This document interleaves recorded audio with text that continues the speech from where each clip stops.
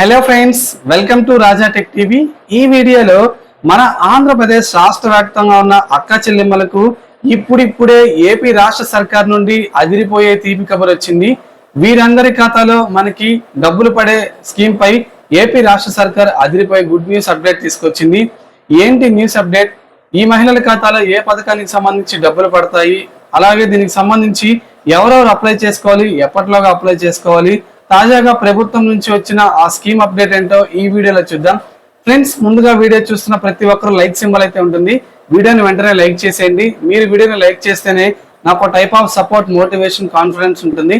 అలాగే ఈ వీడియో అందరికీ రీచ్ అవుతుంది. ఇక మొదటిసారి ఎవరైనా సరే మన ఛానల్ విజిట్ అయితే బెల్ ఐకాన్ ట్యాప్ చేసి ఆల్ మీద క్లిక్ చేసుకొని సబ్స్క్రైబ్ చేసుకోండి. అప్పుడు మాత్రమే నేను పెట్టే ప్రతి వీడియో మీరు నోటిఫికేషన్ రూపంలో పొందొచ్చు. ఇక లేట్ చేయకుండా టాపిక్ ని స్టార్ట్ చేద్దాం.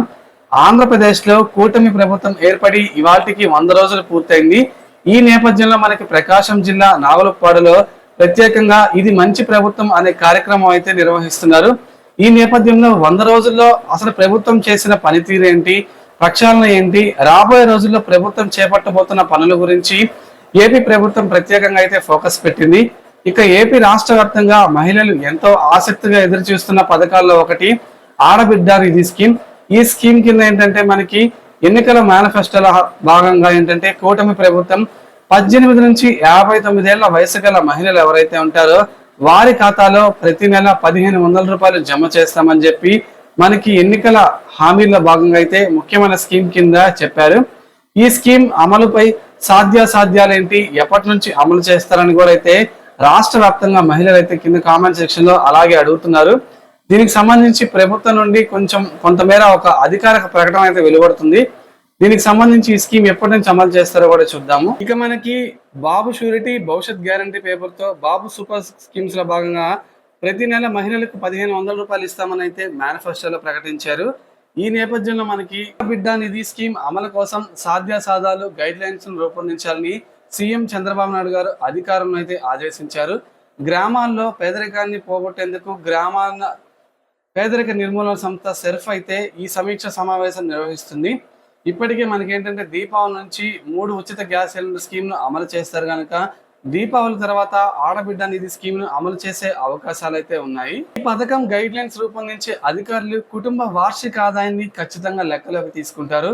అలాగే ఒక ఇంట్లో ఎంతమంది మహిళలకు ఈ స్కీమ్ అప్లై చేయాలి, ఒక రేషన్ కార్డులో ఉన్న వాళ్ళ మహిళలకు మనకు ఏ ఏజ్ ప్రకారం అయితే ఇది ఇవ్వనున్నారు, ఎంతమంది ఈ ఒక కుటుంబంలో ఎంతమంది మహిళలకు ఖచ్చితంగా ఈ స్కీమ్ ఇవ్వాలనే విధి విధానాలు అయితే ప్రభుత్వం అధికారులతో ఏంటంటే ఒక కమిటీని ఏర్పాటు చేసి రూపొందించే అవకాశం అయితే ఉంది.